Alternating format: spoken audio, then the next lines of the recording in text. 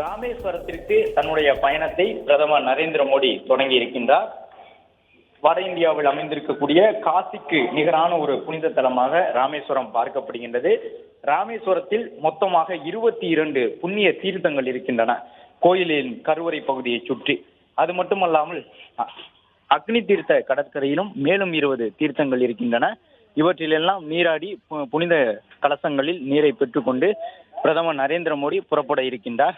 அதற்காகத்தான் ராமேஸ்வரம் நகரத்திற்கு செல்லக்கூடிய பிரதமர் மோடி இன்று பிற்பகல் 2 மணி அளவில் ராமேஸ்வரத்தை சென்றடைவார். அதன் பிறகு அங்கு 22 தீர்த்தங்களிலும் நீராடி விட்டு பிரதமர் அந்த புண்ணிய தீர்த்தங்களில் கலசங்களில் அந்த தீர்த்தங்களை பெற்றுக்கொண்டு அயோத்தி ராமர் கோயிலில் நடைபெறக்கூடிய விழாவில் ஒப்படைக்க இருக்கின்றார்.